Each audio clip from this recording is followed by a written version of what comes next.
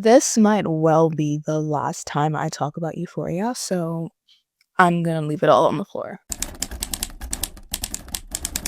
Spoiler alert for season 3 of Euphoria, including the finale, especially the finale. Let me preface this by saying, and I will try to be brief because I could go on and on about this, whether or not you like something is irrelevant to if it's actually good or not. Sometimes things speak to you, sometimes they don't. We're all different. We all have different experiences. We can all relate to things differently and maybe even project upon them. But we cannot pretend as if we don't have industries, rewards, schools, all dedicated to finding, rewarding, teaching, and preserving good art because of something that we all know. Art can be objectively bad. There is some science behind it, separate from your own emotions. It's not an insult upon your character for someone to critique something that you like. That's hard for people to grasp because if they like something, if they have a connection with it, they feel some sense of ownership, particularly if they are projecting something upon it, which makes even the worst things seem good. It's okay to like it. You are allowed to like it. Lord knows I like my fair share of bad things. I love the After movie. I know it's bad, but it takes me back to a simpler time. I say all that to say that even if you like Euphoria, you basically have a moral obligation to let me talk my shit. Alright, now let's get into it. We were recently assaulted by the 3rd season of Euphoria after years of them threatening us with it.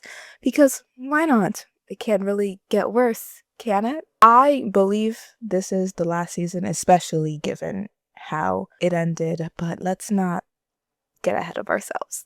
The vividly crafted characters of the 1st season have already been long abandoned, a clear sign that the show no longer cares about meaning or substance. Losing character development is the clear sign that the writers no longer respect the show and thus no longer respect the audience. Because what do you have me watching? We see this time and time again with very successful shows that are dragged out simply for money, and the writers themselves become disillusioned and give up. They just stop doing their jobs. We see this with Game of Thrones and more recently, Stranger Things. It is incredibly disappointing for us, the audience, a theme that you will catch on to if you watch my videos, and I really hope you do. Stick around. We have fun here.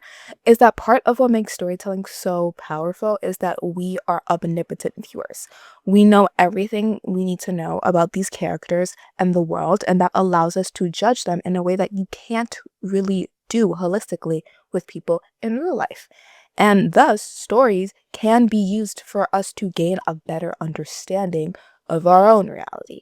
A caveat to that, however, is that however man-made these stories are, however much power we have over them, we are never actually privy to that. We follow a rational, logical, meaningful, cohesive story that has a specific message and makes sense with one event following the other. These are the basics, but they have to be reiterated because for some reason, TV shows are simply not good anymore. The moment that we are reminded that these stories are not unfolding in some far-off reality that just happens to be under a constant surveillance, but is instead orchestrated by very much valuable human beings, that illusion shatters. A good writer knows that. Perhaps not in those exact words, but to an extent. They know that they have a responsibility. They know that they get paid to do something very specific. They do not simply abandon the mission in the middle of it. What I also really don't get is if you are just done with the project, why don't you just hand it off to a writer's room? You can still take credit, okay? But why must we suffer alongside you? But alas, every Sunday at 9 p.m. Eastern for the past 8 weeks, or for me, likely Tuesday or Wednesday, because for some reason I forgot that Euphoria was on every single week. That never happened with Industry, which had the same time, same release time. I'll say that. Every week, we watched as Rue struggled with the RUGS. Cassie was obsessed with the male validation and had no self-respect. Nate wanting to prove himself to his peers. Maddie seeking dominance while doing the least amount of work as possible. A true capitalist. She is. Jules exploiting male attention for her own profit, and Lexi the only one actually working, in addition to the fact that this could describe any season of Euphoria. This time, we had to endure it all without Labyrinth's music. His music was integral to the aesthetic identity of Euphoria. It was infused in its DNA, and it wasn't the only thing missing. We peeped it from the trailer. This was a completely different show. Gone were the hallmarks of cinematic excellence, the cool and magnificent shots, and instead we have this. Sydney Sweeney posing like a baby and engaging in a humiliation, which wrote, Euphoria can simply no longer justify its existence. It can't. If you have seen my previous video on Euphoria, you know I made this argument already. As a show that was more style over substance, it did not have the legs to go past the first season. In fact, everything that made it great, mostly being its fantastical reinterpretation of intense and insane human events, severely undermined by its attempt to add another season and anchor it in any sort of plot and ground it in some sort of reality. It was fantasy. It was the opposite of that. It was always about depicting these unique characters and their unique struggles. It was never really about their growth or arcs or even a storyline, both of which you need to have 2, let alone 3 seasons.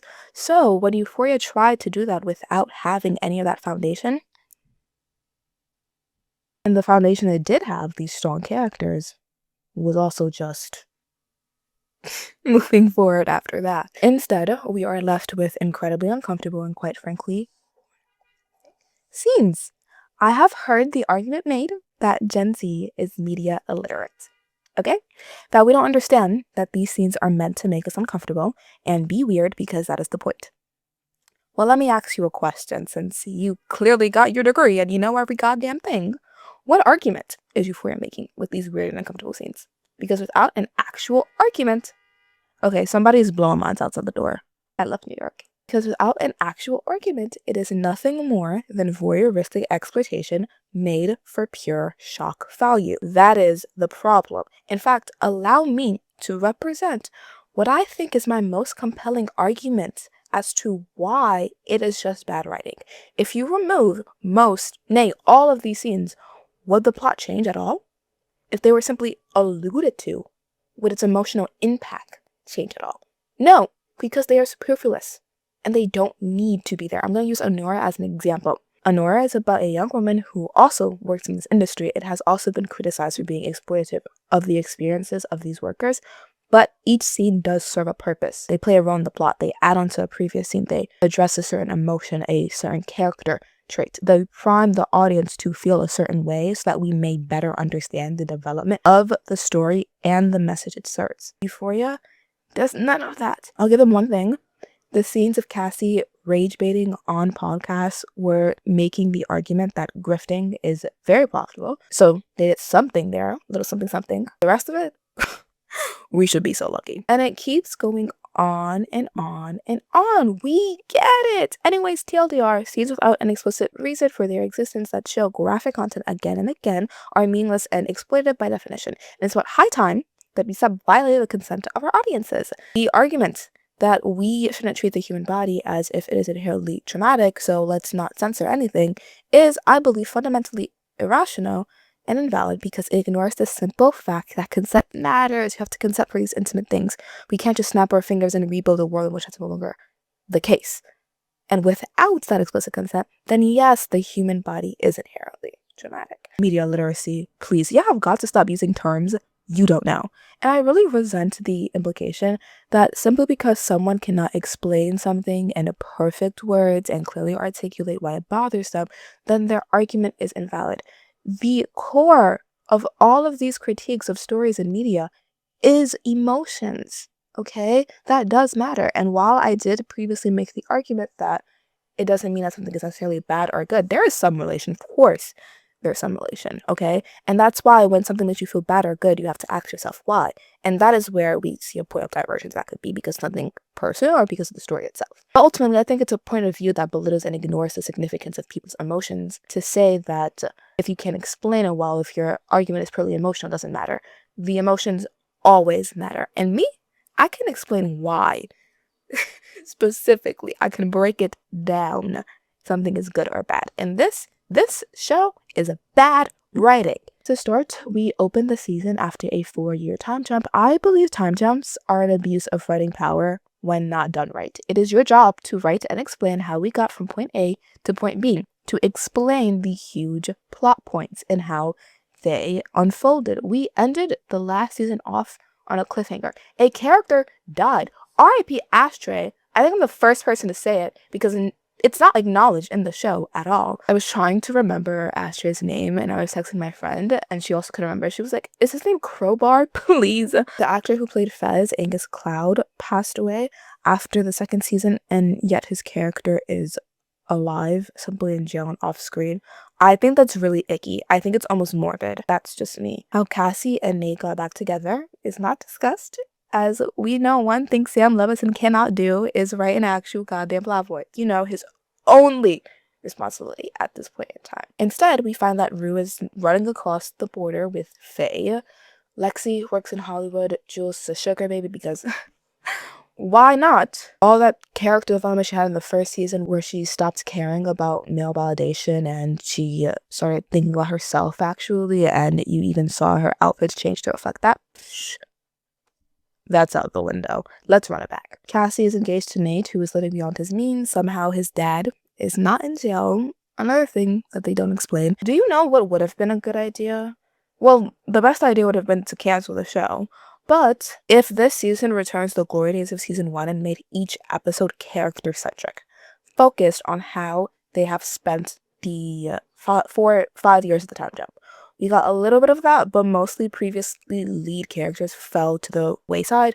A sign of this poor evolution is the use of Rue's voiceover. Originally, it was used to explain the backstories of the characters during the flashbacks of the season 1 episodes. Now it is instead used to explain the inner monologue of the characters, and I would argue overused to make up for their lack of character development, and the plot itself being used to give us insight into their motives and actions, which is the point of writing a story.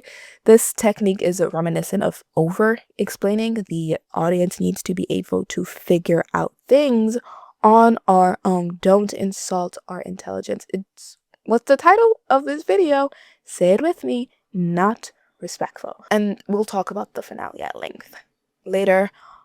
It does try and tie things together, but it's too little too late. Really, they could have done what they did then in the season 1 finale. I think that would have been a lot stronger. So the very first episode features a long sequence of Rue swallowing balls of drugs that she is smuggling across the Mexican border after losing the drugs from... Oh, I'm not supposed to say that. After losing the things from Lori in season 2, she now has to pay her back, and of course Lori charges interest and fees for emotional distress or something similar like that. Rue, on her way back with the stuff, stays with a conservative family after convincing them that she's writing a paper on the big bad immigrants sneaking into our promised lands, and then heads back home. She's still friends with Lexi, and Lexi is still hoping to become a writer. Nice to see somebody has goals and aspirations. However, her storyline this season is only relevant insofar as it includes Cassie. And later on, Cassie ends up auditioning for the show. And where is Cassie? She is at home, guilt-tripping Nate into allowing her to post naughty photos online so that she may pay for the wedding of her dreams. We get the first of extremely repetitive montages of Cassie proving that she will do whatever it takes for attention and money. Portrayed as what I can only describe as a humiliation ritual for Sydney Sweeney, who I guess no longer cares. She's dressed as a baby, as a dog, wrapped up in an American flag. Jacob Elordi's performance as Nate this season is hilarious. He has really phoned it in. He isn't even doing the same accent anymore, and I don't blame him. Quite a lot of the cast, in fact, have made it clear that they are only here because of a contractual obligation, and that they really have moved on from these characters, and their careers certainly have. I'm fairly certain Zendaya is just here so that she can go 3 for 3 on Emmys. Maddie is also working for a manager who manages the star of the show that Lexi works on, so there's your connection there. So after high school, she did what Maddie does, and she walked straight up to the woman that she wanted to work for, and she said, give me a job, and presto, things they just fall out of the sky. for these people. During the pandemic, she was stuck indoors during the protests, and she began managing an influencer making that type of content. She was forced to quit working with her to keep her current job, which I honestly don't think is something Maddie would do. Maddie has always wanted to make it on her own, while the girl went on to be very successful. So after that, Maddie vowed to never again not trust her instincts, even though didn't Maddie know who she was from a young age? It was weird for her to do that. So when Cassie reaches out to her, she decides that she's going to manage Cassie. Cassie clearly still envies Maddie and is eager to be managed by her because she wants to be her. And I really do think that there was a lot to build on with that whole dynamic, but we're not that lucky. She apologizes to Maddie for not asking for her blessing for Nate, and Maddie realizes that Cassie went all the way to the altar for a man that she did not really love because she had to prove to herself that it was love, because then their relationship would have been worth losing Maddie. I wish that we could have come to this conclusion on our own, but instead they explicitly say that in the voiceover.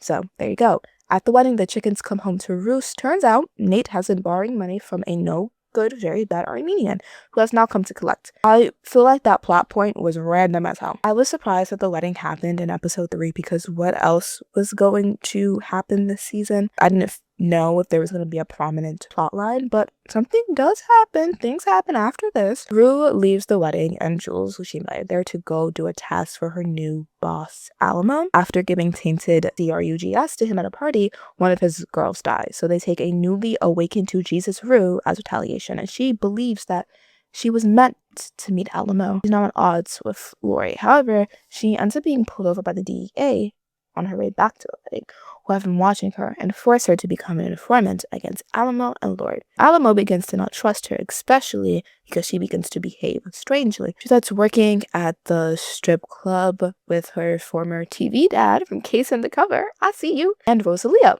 who has more screen time this season than Jules. And they get caught up in a stick-up where he is shot and almost killed. Rue has like 4 or 5 near-death misses this season. It's crazy.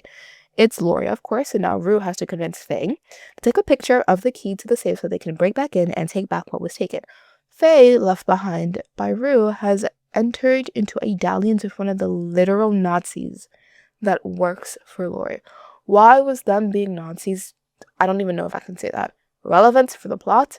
We literally may never know. Meanwhile, Cassie has been living it up, being on her own and making content. Now, if the show isn't meant to glamorize Cassie, why has she suddenly become the main character? She's the one character that brings every plotline together. It's her, she's the center of it. At the very least, she's become more important than ever before. Cassie is the only character depicted in this specific manner, and suddenly she's shot to the forefront of screen time. I wonder what that is. One could almost argue that Sydney Sweeney is willing to portray herself in this manner, and the show is relying on her shock value to foot its bill. She ends up deleting her OF after auditioning for Lexi's show and getting the part, but they revoke it from her to avoid controversy, and we literally just leave it at that. It's never really talked about again. She then receives Nate's finger in the mail, told that he is somewhere suffering, and she herself is kidnapped, forced to cough up $1 million. The last 2 episodes of the season were the best of the season. It wasn't enough to save the show. It wasn't enough to have any sort of sentient argument or justify 3 whole seasons, but it was better than the rest of the episodes, and I was entertained a bit. It was hindered by the fact that they were not sufficiently assembled. The characters are not well established this season at all. They've had no growth since the first season. This is exactly what I said about Stranger Things. This is kind of crazy. Everyone is in exactly the same place. That's not a statement on the powers of trauma. That is bad writing. Characters need to change. If you don't want characters to change, don't write a story. The lack of change for these characters, the lack of them being well positioned, undermines the emotional moments of the finale. It's all contrived. Honestly, how dare you try to make me feel something when you haven't done the work to get me there? So Maddie, who has by now met Alamo through Rue and is working with his girls, comes to Cassie's rescue by going to Alamo for help. And Alamo ends up shooting the guy, but he does loan $1 million to Maddie, even though he doesn't use it. At the same time, Rue goes back to Lori to get the money back herself.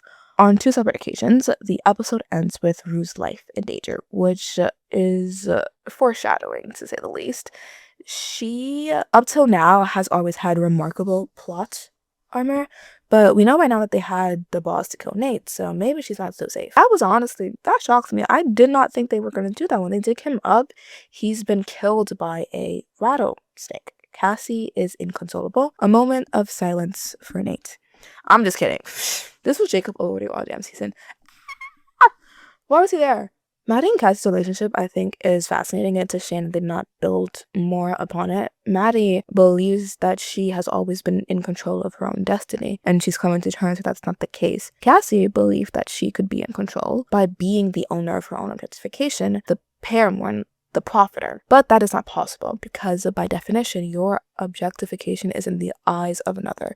You can't own it. Maddie thought that she could be in control of that too. She would never do the work that Cassie does. She's far too above that.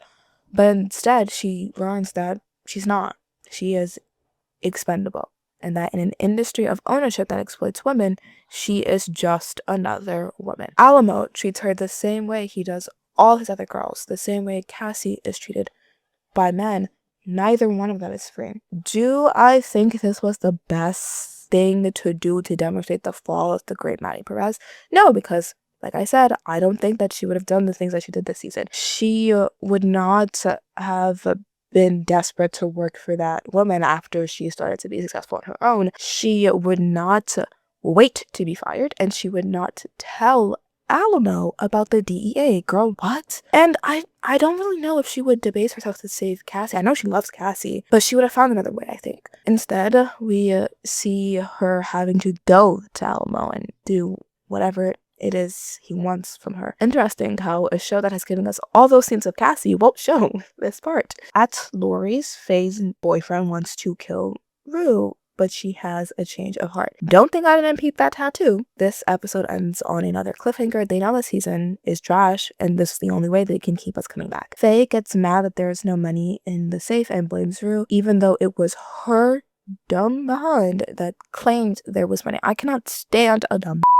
This is dumb. She starts sweating about how her loyalty is never valued. Loyalty to whom? Because need I remind you, as Rue recently had, Faz and Ashtray took in your wayward self only for you to get them shut up because of another one of your crap boyfriends.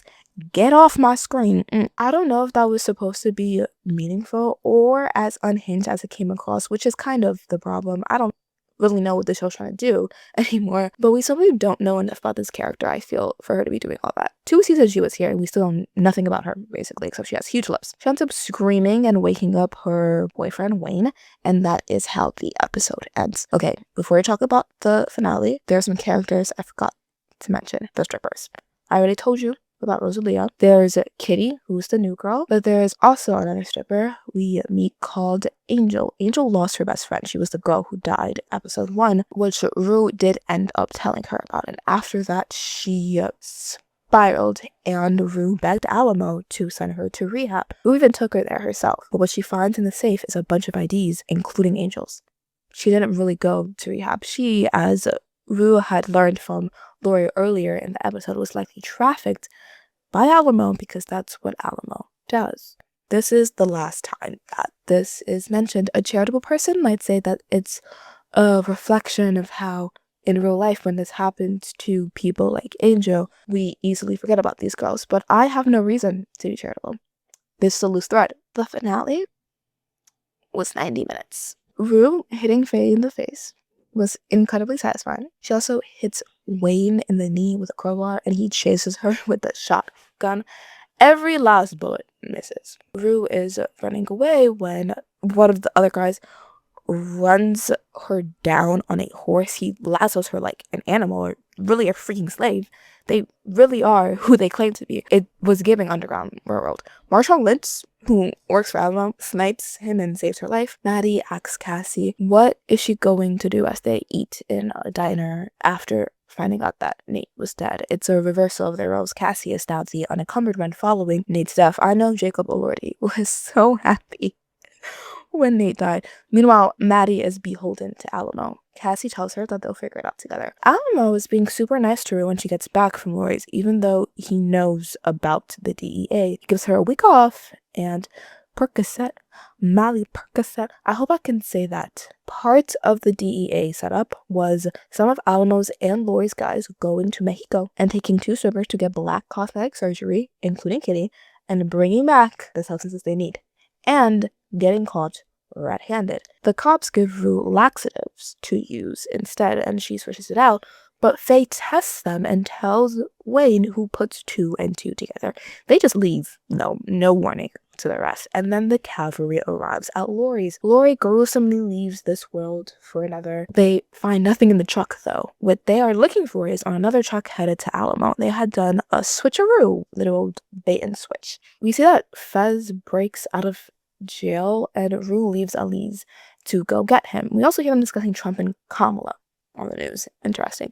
We even get some season 1 flashbacks. Stop banking on nostalgia because you know your show is bad now. Rue's street is blocked off, but she runs through, and just like in season 2, she's on the roof. She goes home, and we get the only scene this season that feels like Euphoria. As Rue sees her mom, it almost feels like a dream. It is. Rue never left Ellie's house. She overdosed accidentally, which is exactly the same way that Angus Cloud passed away, which I think that's really odd. I do. That was Alamo's revenge. He laced the pills, which Ali confirms with a test kit. After teasing Rue's death all season, the show actually finally did it. As a damn. I really don't think that Rue's death, however, hit the way it was intended to. I appreciate the symbolism of, after being so close to death this whole season, she eventually went at her own hand. Yes, Alamo poisoned her, but she still chose to take the drugs, representing how in the end she was her own worst enemy. It always came back to her addiction. The fact that Alamo, after all his posturing, though, chose to kill her in such a devious manner is well and truly despicable. However, Rue has had so little character development this season that I did feel disconnected to her in that moment. Had this had happened in the season 1 finale, when we had a better grasp on who she was, the person, when we had just gotten to know her and her struggles very well through powerful cinematography, and I will always commend Euphoria for the things it did in the first season, even if Sam Levinson did steal it from a woman, rather than after 2 seasons of her essentially goofing around. If it had happened then rather than after 2 seasons of her essentially goofing around, it would have been much more impactful. This is what I mean about the lack of respect for the audience. We are simply expected to care for this moment, even though there was no substance. Rue was a shell of her former self this whole season. Season 1, she was likable, funny, erratic, and defined by her struggles. This season, she was no one. I mean, shoot, where was today's Emmy-winning moment? Ultimately, the entire finale was, to borrow language from a Stranger Things critique of its finale, filled with unearned emotional highs. How dare you force this upon us when you didn't tell the story right to get to it? It doesn't make any sense to me. Like, this is your job. You're supposed to be a professional. There are still 50 minutes remaining in this episode to give us time to grieve a character that was basically already dead. I don't want to be too harsh, seriously. I know this character in this story means a lot to a lot of people. That's okay. It did not work for me, and I'm explaining the technicalities behind why that might have been the case, and deconstructing this from a storytelling perspective. That's all. Please don't bully me in the comments. In AA, Ali reveals that he relapsed after losing Rue and lost his faith. He needed Rue just as much as she needed him, it turns out. There's an earlier episode that shows just how many people he lost, particularly during the pandemic when everyone was in forced isolation. And it's tragic that it keeps happening, but Rue was the one that broke him. Ali says that this will be his last meeting and that he will find another way to be of service. I think that this was the most emotional part of the season for me. Again, bar, low. But it made me reminisce, it made me feel a bit connected. Again, not redeeming, but I do think that Ali was one of the better done characters throughout this show. And look at that, he had a flashback this season. I'm telling you, the flashbacks would have been the way to go. I should have been writing the show. Clearly, I understand what it's meant to be better than its own writer and director and producer. Then we see Elise sawing off a shotgun. I don't know how to feel about that. I don't know. We see Jules one last time in one scene in this movie-length episode, and we finally learn what her purpose was this season: to draw Rue after learning that she died. Don't get mad at me. I didn't write it. but she did nothing meaningful this season. I was starting to wonder why she was here. Now I know she was nothing more than a plot device. Cassie is remodeling her home with Nate to be a content house. I almost thought for a second that they were gonna drop this plot line. I forgot who I was dealing with. She even wants Lexi in on it as a writer. Writing what? I actually don't know. One thing I will give Euphoria credit for is I do like the way they depict the sister-sister relationship. I don't have sisters, but I do have very close girlfriends who I love very, very much. So I know how when you have seen someone through many different stages and eras of their life, even when you have your differences, which you most certainly probably will, you do have something very, very special there. They have a heart-to-heart because Lexi feels guilty about Rue, and also she read her Bible and she thought it was beautiful, which what is going on with the Christianity stuff this season? And listen, I'm not even saying this as a Muslim. I just think it's very odd that a woman, and a black woman in particular, would read the Bible and not find anything problematic about it. We find out that Cassie never told Lexi the truth about Nate, and she simply thinks she disappeared. Maddie, just like a femme fatale, is a working girl. Now she goes to the club to meet Alamo, taking money that Cassie gave her, and Ali arrives dressed like a soldier and locking the door. Kitty, fresh with her new bum, goes to him and he demands the boss. She sends in Marsha and Lynch, who is on guard when he hears Rue's name. Ali shoots him and starts demanding Alamo. Brown. Alamo uses Maddie as a human shield. There's a scene that shows Alamo's upbringing earlier on, and we see that his mom was, as they put it, the coldest mother he ever knew, and pretending to love a man to use him for his money. That is position as to why Alamo cares for nothing and no one. I truly hated him in this moment, though. He stands for nothing. There is nothing more pathetic than that. He pushes Maddie out and comes out with a gun. Ali is cornered. Alamo offers him a shot and asks who sent him. Ali responds, Rue. They do an actual Western style duel. Remember when after the trailer, people were saying, why is the show a Western now? They were on to something. Alamo tries to cheat, but his gun is empty, and Ali takes him out. Maddie breathes a sigh of relief, and Bishop, Alamo's right-hand man, reveals he took the bullets out of the gun. This character is very odd to me. Did he do it because he liked Rue? Because he didn't seem to care when all those other girls, maybe dozens, if not hundreds, were being trafficked by Alamo, but now he has a conscience. Maddie took her cash back with her, which I really liked. We then go back to the Amish family from episode 1, or maybe they're not Amish, I don't know, that briefly housed Rue. Ali wants to visit them because Rue said it was the most peaceful place she's ever been. That's interesting, because aren't they racist? Which brings me to another critique of Euphoria. Rue is not a black character. She's played by a black actress, but there is nothing in her story that actually exhibits anything relevant to the black experience. How can you not address the fact that she's now very, very Christian and reading the Bible, yet there are so many elements of Christianity that have been manipulated against black people? It just doesn't make sense to me. I just had a conversation with a friend discussing this finale about how Rue's black identity has never been addressed, yet Jules' trans identity was always addressed, but specifically in a way to be sexualized and exploited. But what do you expect from Sam Levinson? He is deeply odd. The daughter asks about Rue, and Ali tells them that she's in a better place now. He looks around the place in a callback to the first episode and stands where she stood and sits where she sat. The dad calls him Martin, which is his birth name, and I guess he is no longer a Muslim now because Ali was the name that he took when he became Muslim. He says grace, it's beautiful. I guess he converted to Christianity. This kind of feels, I don't know. He sees Rome. And that is the end of Euphoria. For good, unless they do some ish, but they're gonna have to do without me because I'm for real done this time. All right. I think that just about covers all of my thoughts and emotions about it. I have not looked too much at the reactions and responses online to the end of Euphoria, which now includes me. I am part of the online response. I was simply not moved to. Also, I do think my relationship with the show was kind of personal because I think it's one of the first shows that really got me to think critically about television in this manner. But do let me know what you thought in the comments. I am very, very curious. Let me know. Let me have it. If you disagree, I want to hear you. If you are still here, thank you so much for watching. I hope you enjoyed it. I really enjoyed recording this one. It was super fun. If you did enjoy it, please check out another video on my channel. I hope you stick around, and I will see you so soon. Bye.